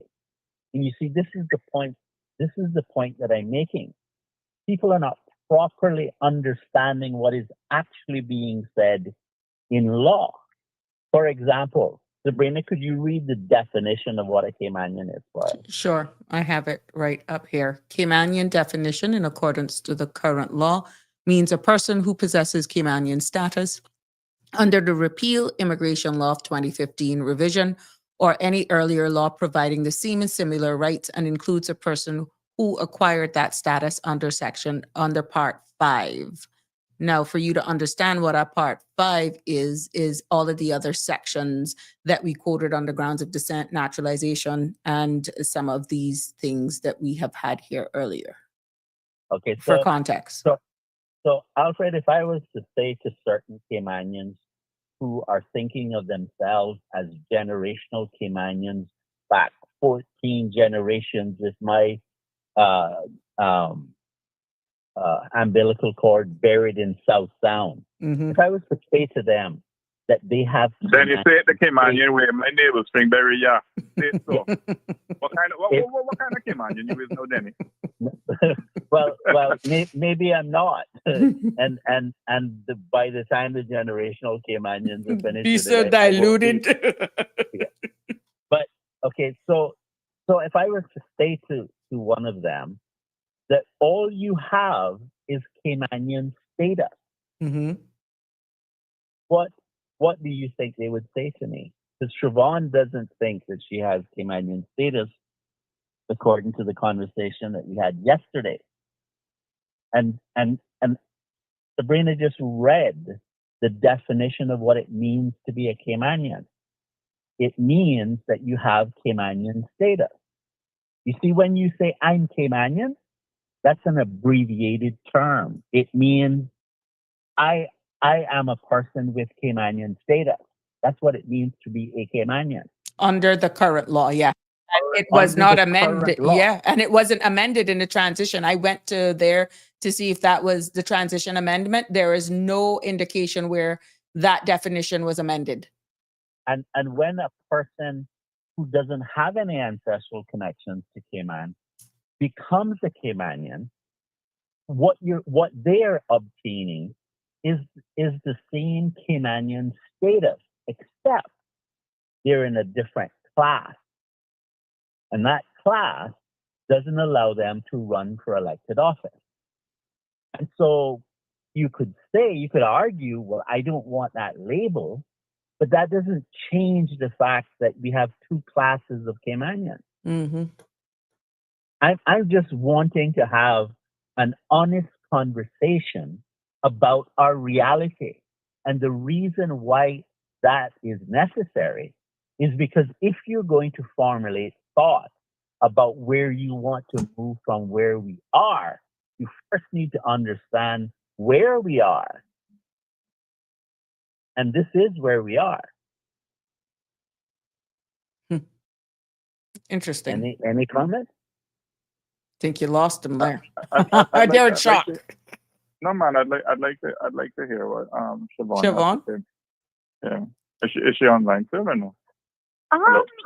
Guys, that's frying bar fish and night here, free. Man, and you're not inviting us? That's what I'm smelling. So, yeah. I was listening, but I wasn't. All right, so Siobhan. All right, so taking it all Siobhan. in. All right, so Siobhan, let me ask you this then, right? In light of the legal definition and what Denny said on the thing, right? Okay. I use us as an example, as me and you being together and coming from Timbuktu and, becoming paper Caymanian, right? We then have a child. So we're Caymanian by law. We have a child who is born here on these shores. Yeah. I heard all of that part. All right, I heard all of that. I understood all of that part. All right. So my question to you is now, right? Does that child now have the right to use the term generational Caymanian, even if they're only one generational Caymanian? I don't know, because I think that when I was looking at the definition, it said one or more. I think it said, so yeah, yes, they would be under that yes. term. It's one or more. However, that those parents obtained Caymanian status. Those parents obtained Caymanian status. So would that actually make that child a generational Caymanian. Uh, And I No, think, the- and what at the least, petition, what the But petition, you sorry, see, this is what- the problem, though. what the petition said is that it has to go back to 1930. 1930. That's what the Okay. petition said. Oh, So okay, so my, hold technically on, let me possible, finish. Let me but finish. only a small number of people would fall in that category. In other words, you have to trace it as far back. That lineage Yeah. has to be traced Yeah, back to as far back as 1930. So I read that on my way to bed last night. So then my question is, right? So let's look forward now 50 years, 100 years. Siobhan and my grandchildren and great grandchildren and this and that, and you know, they found their partners here. They had children here. Mm-hmm. We're now in the year. What year are we now? We're now in the year 2050. 2125, Mm-hmm. right? Mm-hmm. Now me and Siobhan came from Timbuktu, and I mean, I don't know. I mean, Siobhan looked pretty young, but I mean, Siobhan, were you born at 1930? About there. Okay, all right. Well, if neither of us are born 1930, I mean, those great grandchildren that we have in the year 2125, do they get to call themselves generational Caymanians? If they could, No, but if no, they no, could but trace if, but their if they lineage can be back new, to that, to yeah, but 1930. if they get to be new Caymanian, I mean, let us have something. Let them eat cake, but let me have something. I don't understand. Siobhan, I love you like cookfood. I love when you call in, but I can't. I have a problem with the term generational Caymanian. I think it doesn't. I think we run into a whole lot of. And again, I like when Danny talks. If Danny talks from the legal standpoint, but again, like people don't just live Mm-hmm. in law books. People live in the real world, you know. So when people how start, people want it. well, no, but when people start using terms like generational Caymanians and thing like again, I as a quote unquote generational Caymanian now have to ask the question, well, how far back do I have to count? I mean, the law says 1930, but I mean, what about? I mean, you know, like people who. What about the people who they're born here, but I don't know. We start getting into. You're going into a rabbit hole, like what we Wake start Up. going into a rabbit hole, and I agree with you. It doesn't fix anything. Like Wake Up the Cayman Islands says, we are going to have a lot of Caymanians with no connection to the island's heritage. Yes, there is two classes of Caymanian by nature. Well, by law, not nature. I sorry to express it that way, but this is a thing, right? There's nothing that would. In fact, the British argue that this distinction exists. They argue that once you become Cayman, for 5 years you should be stand for office and be able to vote. Mm-hmm. Now, I don't agree with that, but I'm just saying that that's one of the views that's out there by the UK, who they've been trying to push that for a long time. Is it because of the BOTC citizenship, a pursued connection No. to other British overseas? Go ahead. Mm-hmm. No, it's because of them being the administering power Of us. It would allow them to bring people here and essentially take the local political control away from the group that we think of as Caymanians today, Mm-hmm. and give it to a new set of Caymanians who were brought here for that purpose. Because like what they've done in other places is like the concept of a referendum when it's used for deciding major issues, Mm-hmm. is they use immigration as a tool to skew the outcome of a petition. Of a referendum. Really? And what will end up happening is that they will use immigration until they get the numbers to where they think that when they take a vote, they'll get the outcome that they're looking for. And so it can be seen as if it naturally happened, but it was actually engineered. Well, I just want to say this. You know, I don't want to feel like Siobhan is being shut down. Like, I hear what Siobhan is No, saying, no, being a No. you know, being a mark of pride. And I think that, you know, like all No, of that I is want to valid. hear. I want to hear what Siobhan has to say about the argument that I just made. Because yesterday, what I said to her is that we would continue the conversation today. And so, what I've done is I've put in the law the justification of as to why things are the way they are. And I've also said that I think going forward, the conversation could be simpler. We could be able to write legislation more clearly if we had simpler terms to use Mm-hmm. in the writing of that legislation. But there's a reason the way it is. And I'm not promoting anything that's new. I'm just saying if we put a label on what's already there, it would be, because what it means to be a Caymanian is to have Caymanian status. Mm-hmm. The So- definition so as if it you- is if right you- now. Mm-hmm. Right. So if you have two classes of Caymanian, then what would be wrong with saying that one of those classes Caymanian and the other is new Caymanian? To me, that's just accurate. I agree with Benny from a logical and legalistic perspective. I guess I will give way to that. For me, it is sentimental. What is sentimental? That I'm a generational Caymanian. And that distinction for me is Okay, so what would you call the group that I would think of as a new Caymanian? How would you label that? I'm not going. I wouldn't answer that. I When- prefer not to answer. but okay, but you see, this Not is because it's anything derogatory, but I mean, and I understand what you're saying by way of section. I think it's 27. You know, Caymanian as of right, new Caymanian or 28 whatever. as of by the For me, border grant. because there was a period, if I recall correctly, and they had it wrong we had it wrong as we do many things, that Caymanian and status holder was different. Those two terms were not seen as one thing. But no, not I'm just based on saying a that definition. was the sentiment. no. Correct. I'm just saying that was the sentiment. You will see a job. You will see a job right now. I'm sure I can pull up 10 and send you where they'll say Caymanian. Need only Slash- apply. Mm-hmm. No, Caymanian / status holder.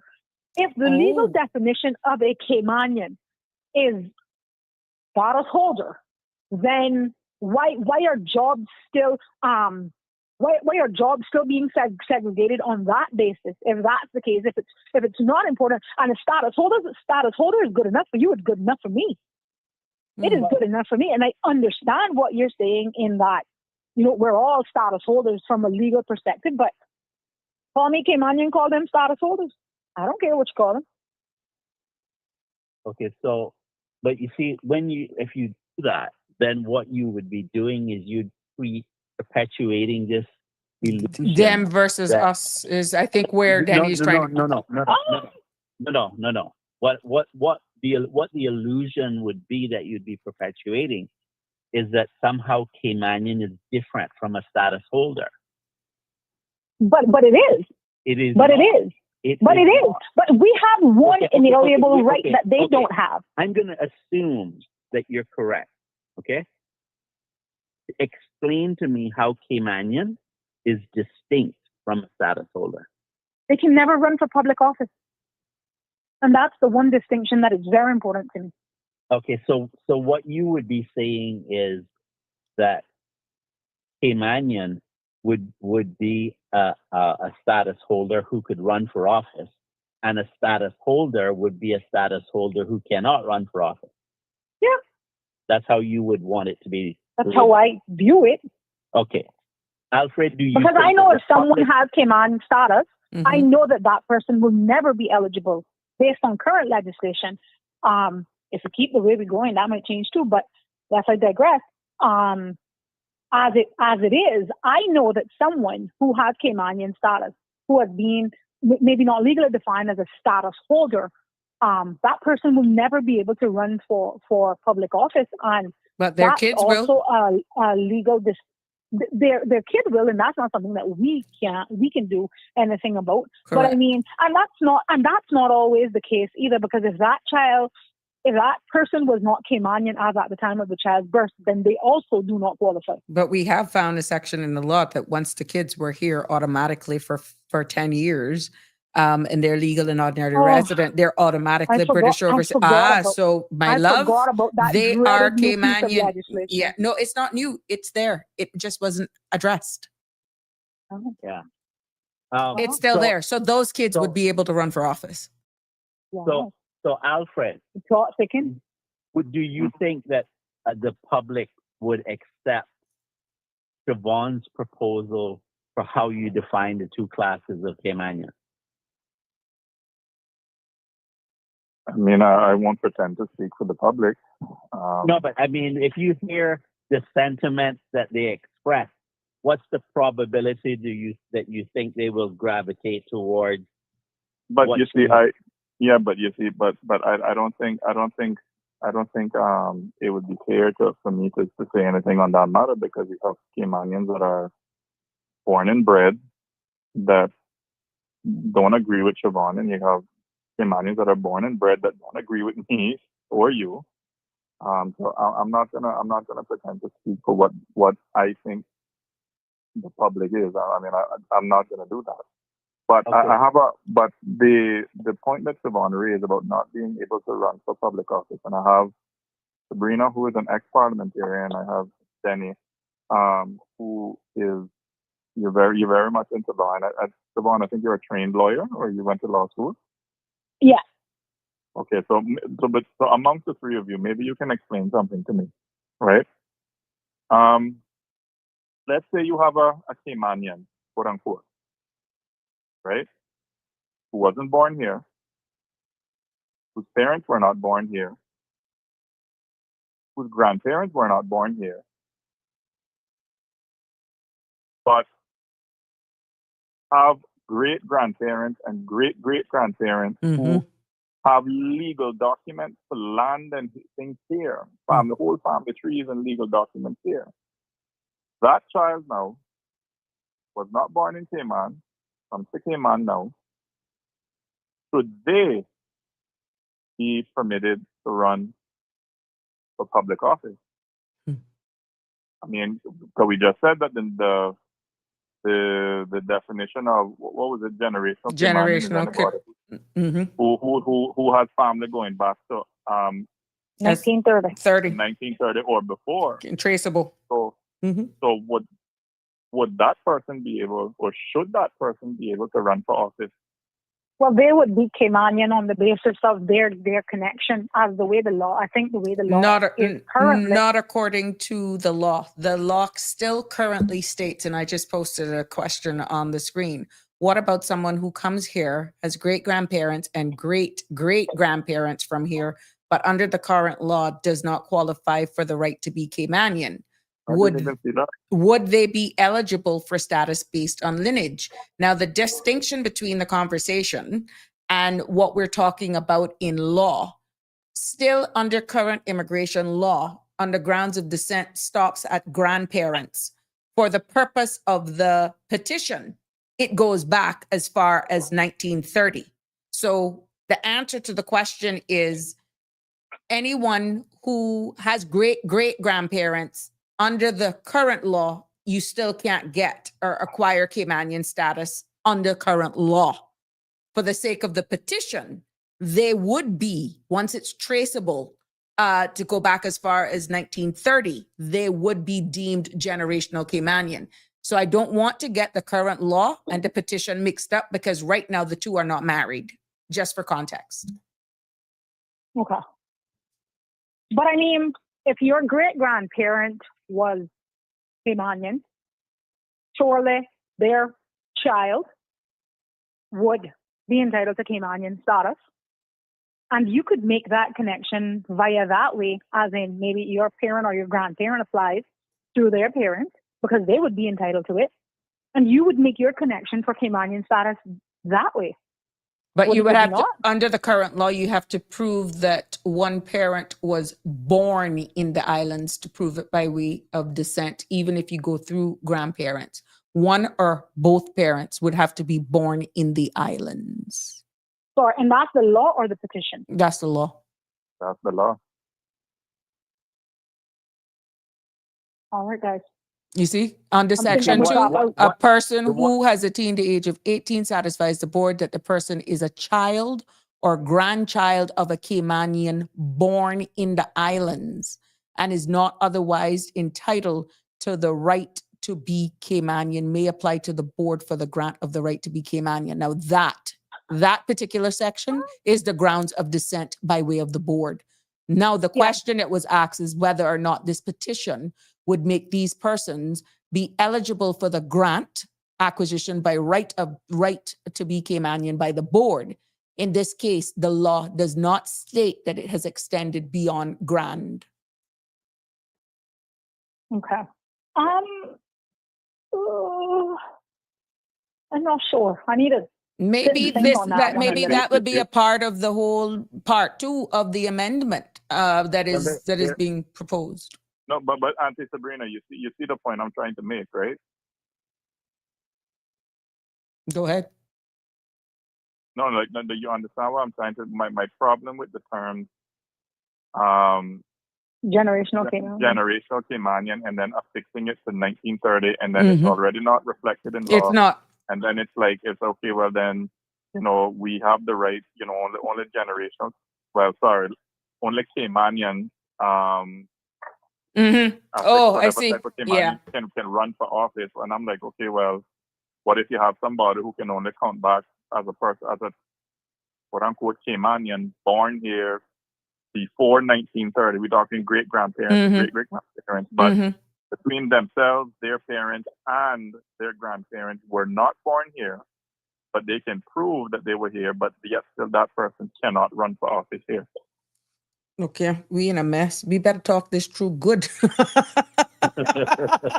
don't know. Danny, you see what I'm saying, right? My God. And it would create situations where people were born in 2025. Yeah. And they were, let's say they were married to Caymanian and became a Caymanian, but their ancestry do not go back to 1930. Yeah, so that create other variable. Good God divine. Must have gone. We pretty much said that at the same time. Yeah. I just wanna say, I just wanna say that, we already have the distinctions between many different types of Caymanian, but I want a Cayman that is united. There's only 2 classes. No, but what I'm saying is I don't want us to devolve into a state of, well, I'm more Caymanian than you, or you're more Caymanian than me. And because I can go back, I can count my generation back to Isaac. When Methuselah donkey walked the earth. There you go, right? Like,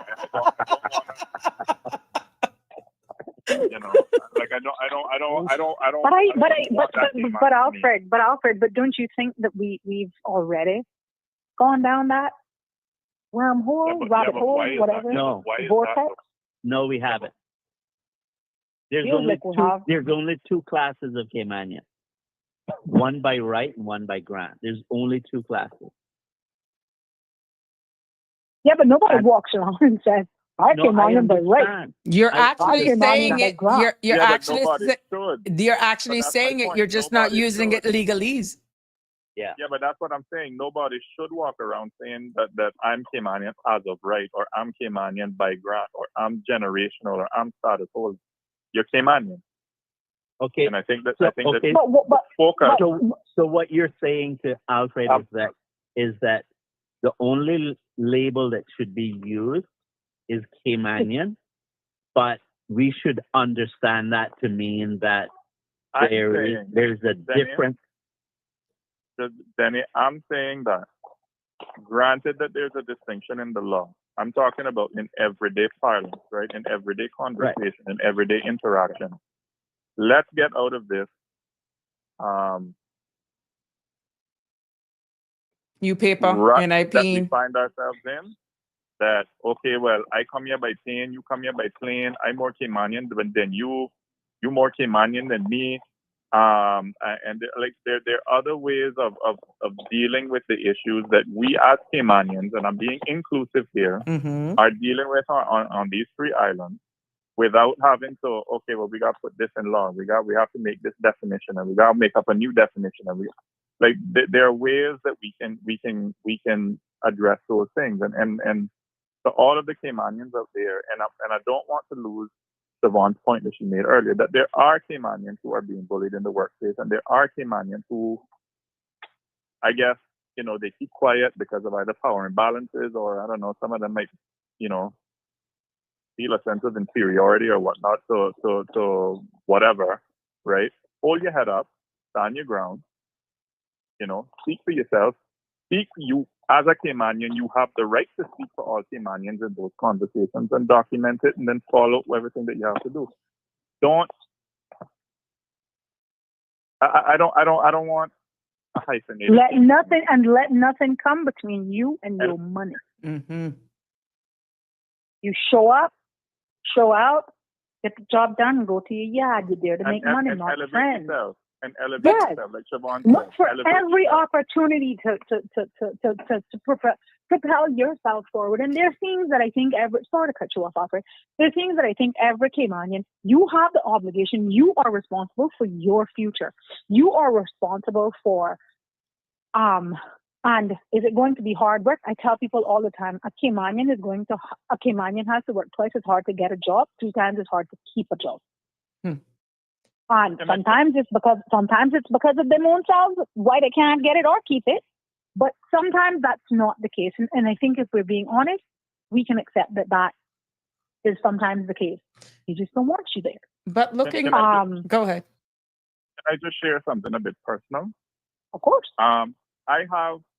I sound like them people in the States. I got black friends and I got gay friends and that kind, right? I have expat friends here who have said to me things like, Alfred, I'm not trying to be offensive, but it's certain things that we see certain Caymanians do here that, it looks bad, or they'll make a comment. And what I try to listen for, where I need to correct them, I'll correct them. But what I'm listening for is, why are they saying that? And some of them will say, maybe they don't want to offend me personally, but they'll say, but I don't count you as one of them. And I'll say, well, why not? Right? Oh, well, because I guess you're different. You're not one of those Caymanians. You're educated. You're a bit more worldly in your worldview. You're not closed-minded. You're different. But there's nothing special about me that only applies to me and can't be applied to other Caymanians as well. Like Siobhan is saying, elevate yourself. Open up your worldview.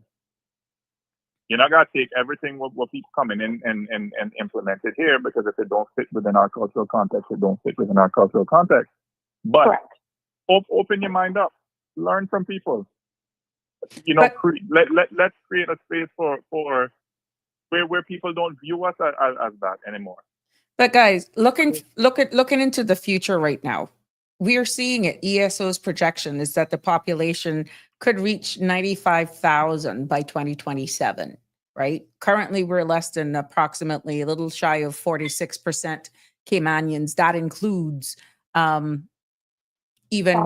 correct, everybody as Caymanian, once you have status, whatever, right? Do you feel that we are going to continue to have this level of conversations as we are right now, defining the generational and that sort of stuff, the more we're seeing the imbalance when you look at the population growth, when you look at just being outnumbered? Do you feel that the voices will eventually fade in the distance because we have become so diluted and we can't have children? And even if we right now, even if the government decides, I'm going to pay every Caymanian to have children. I'm going to incentivize you. You're not going to see a positive impact for that for at least 2 decades. South Korea tried that because they're in a population thing right now and it's not working. That's not gonna work. You see? Well, to your point, Sabrina, I think that Caymanians have long gone are the days when you're barefoot and pregnant. Those days are done. Mm-hmm. There is no real, when I say incentive, I think people are being more aware, Mm-hmm. not just aware of themselves, but are truly looking on and saying, I mean, long gone are the days when you could have 6 children. Sorry. You Those days are just done. can't afford them now. You simply can't afford them. Well, for right? those who are planned. But I'm not, so we have to grow our population artificially by way of immigration. And so those people, by far and large, automatically will get counted at some point, more often than not, in the number as Caymanian. And soon the idea of a generational Caymanian will not be a thing, will not be anymore. And it'll be something that you read about in the history books. Because I just think that we're going to become, as a people, more diluted, and there will be no more my neighbor string buried in South Sound. They're going to dig that up and put a condo. A rhetorical question, just for thought, right? Will Caymanians feel at home if this growth continues? Do you feel that this whole thing will stand the test of time then? Well, we can take a look at what's actually happening now and consider how many Caymanians have opted to move away from the island for what is the perception of a better opportunity or a better life or an easier life, less competition, a bigger space. There's some Caymanians who genuinely don't like Cayman. And I accept that. I have one that lives in my house. I could tie her up in here talking about she just can't wait to leave Cayman. Cayman is just too small. Cayman is just too small. She needs to get out and see the world. And here I am saying, I can die here. I'm going to die righteous soul. Bury me in my backyard. However, it is becoming more and more difficult. And I think any Caymanian who says it's not is either lying to themselves or living in a bubble of sorts. But it's not becoming more and more difficult to exist here. And I think, and I'll speak for myself, I think as a Caymanian, it feels more and more, it gets harder. The perception of it, and I mean, like I said, you see Alfred roll up from Canada today. Alfred comes here as a server, and in 2 years, Alfred is the CFO of some company. He came here as a server. So, but is there anything wrong with that? No, because they create opportunities for themselves, which is why I continue to say Caymanians have to. You are responsible for where you paddle your canoe. You're responsible for where your car going. Always be in the driver's seat of your car. You can pull over and get out at any time. But are we in control of? Are we then programmed to working in certain jobs just don't give you that same opportunity? Is it a cultural thing? It's that you don't make it anywhere unless you're in one of the big fives or law or finance? Well, just to think about, sorry, Alfred, just to think about it. I don't know about you, Mr. Boone. You're a little bit older than us, right? But I mean, Thank you. That's right. Tell them, Sabrina. Fine wine. When I was growing up, if anybody looks at my Facebook, all I seem to do is cook. I wanted to be a chef. My dad said there is no hell way that you go in school and learn to cook. So that's how he saw it. That was his perspective. My dad's a builder. That's all he's done his entire life. Has done a good job at it. Has eked out a very, a noble living, right? But in his mind, being a chef was crazy. And he didn't care what I studied. It just couldn't be that. And it had to be something. But I think by far and large, I feel like I come from a generation of, you better be a doctor, lawyer, or accountant. You better be a doctor, lawyer, or accountant. And we have overlooked a lot of trades have forced our children, or we were forced into certain careers that don't necessarily bring fulfillment. Mm-hmm. And in a lot of regards, people have gone off and gotten degrees that are truly useless to them in Mm-hmm. this climate. What's an astrophysicist doing in Cayman? Working at the government as an executive officer or some crap like that. That's a real thing. That's Mm-hmm. somebody. I know somebody who has a biochemistry degree. She works at government, not at HSC. And these are very real things for me. I don't think that he would mind me calling his name. God bless him, because he's an honest to God human, Mr. Ha-Ha. Mm-hmm. What Ha-Ha real name is? Alan Moore. Is that his name? Yeah, Alan Moore. Ha-Ha created, and we gonna get it back up and running, I promise him. Ha-Ha created him along with someone else who I don't have permission. I don't think she'd want me to call her name. Started to create a dental program. No, the one thing that I know, everybody getting 2 sets of teeth. Mm-hmm. Why is it that, how many Caymanian dental assistants do you see in this country? Not many. Nope. She counted 4. The person that I'm speaking about, she's a dental surgeon. And she counted 4. She's been here 21 years. She knows of 4, right? She's been on my case since about 2000. I was still in school, and she was like, why aren't Caymanians being pushed toward, why is it that we associate the medical field with going to medical school? You can be a dental assistant. You can be an x-ray technician. You can be a lab tech. You can be a phlebotomist. Like, these are not 4-year degrees, but these are all very essential degrees. And we're not treating our children and pushing them toward those careers, which are careers, like I said, guess what?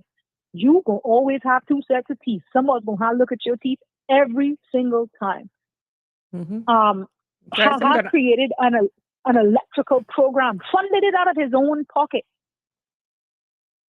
Nothing happened with it. He had HVAC. He had electrical. He had her assistant with trying to get a dental assistant program up and running.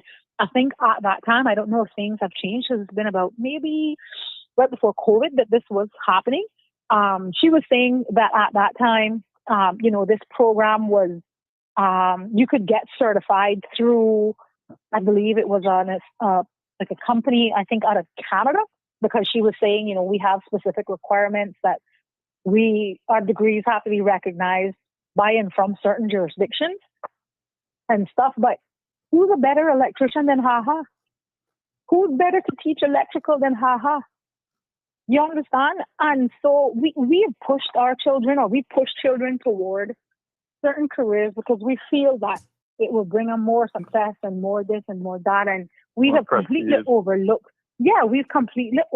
the fact that we still need plumbers. Correct. We still need electricians. And I feel like I've beaten the TVET drum or my soapbox or whatever, right? But there are other things within those fields, within the tech box fields, that have not been explored or have not even been pushed or spoken about. And guess what? They still need to be done. Mm-hmm. You have jurisdictions that specifically focus on those things, and they identify children or school leavers from a very early age. And I'm not suggesting that we segregate about, he can only be a plumber, but I'm just saying that there's a recognition. And I think that that's imperative, that if that person, she would genuinely have children that want to work with their hands. Right. I'm going to ask you guys to wrap up, because we're getting close to time. I can go over by 5 minutes, but I want you all to use this time to wrap up. Yeah. So that's just it. I want to implore Caymanians, again, let nothing come between you and your money. Don't make people make you act out of character, because you allow them to cast aspersions on the rest of us when in a moment of frustration. Do your best, be the bigger person. Don't be popping off. HR is free. HR is free. If you need a little help, you can call me. I'll walk you through it. And just remember that you gotta work twice as hard to get it, 3 times as hard to keep it. That's my 2 cents. Thank you so much, Siobhan. Alfred? About keeping it. Everything Siobhan said just now has merit. I just want to add one thing about keeping it. If you are a Caymanian and you own a little piece of land or your family got a piece of land, don't sell it. Mm-hmm. Hold on to it. That has been your mantra.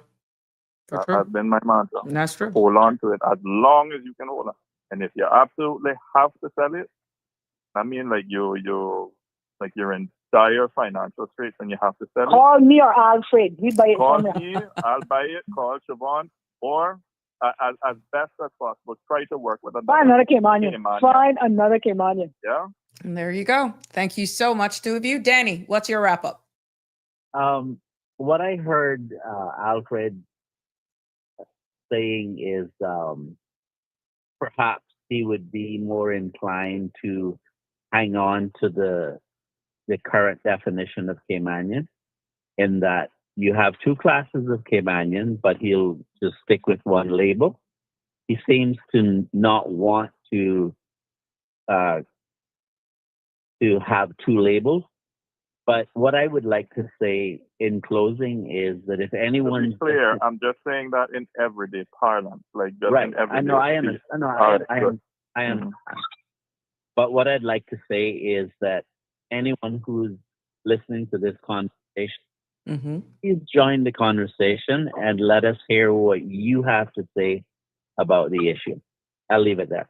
Oh, thank you so much. It has been a pleasure having you all here and continuing to opening up these discussions and bringing so much knowledge and wisdom, your opinions, and in a respectful manner. Thank you, guys. And of course, tomorrow is open mic. So think about it, send me some ideas, and we can definitely air it here. You and anybody else. Thank you all for being a part of Sabrina Speaks.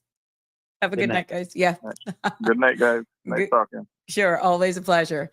There was a question that I saw asked here, whether or not dual citizenship, if we were allowed to have dual citizenship. Yes, here it is.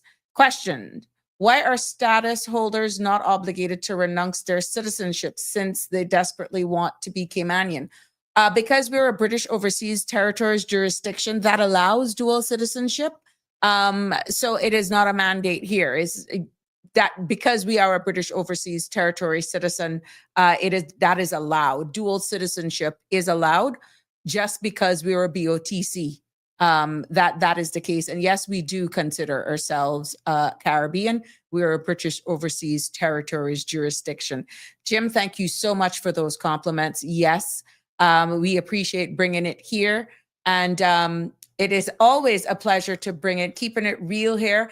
Up next on cmrtv.com in about 15 to 20 minutes, you'll be having the AI wave, and their episode tonight is how AI is revolutionizing the travel and hotel booking industry. That's coming up next. So as I wrap up tonight's episode of Sabrina Speaks, we've talked about, well, we got into identity. That was huge. And I want to thank everybody for contributing.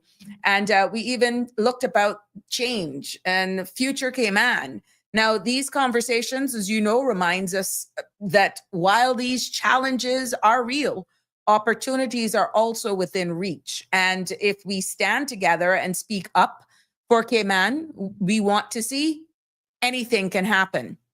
And speaking about opportunities, please, please, please don't forget to visit International Lighting at Ed's Plaza, North Sound Road, because they're having their big sale. And for 2025, the last sale for 2025 on their bedspreads and all that. And plus you spend $50, you get an opportunity to get enter the drawing for a Cayman Airways ticket. So yes, as we look forward to building a brighter Cayman tomorrow, you can also brighten your home today and maybe even your travels with International Lighting. They're open from 9 until 6, or you can give them a call, 949-5141. What is Connie saying before I go? We are not running for politics.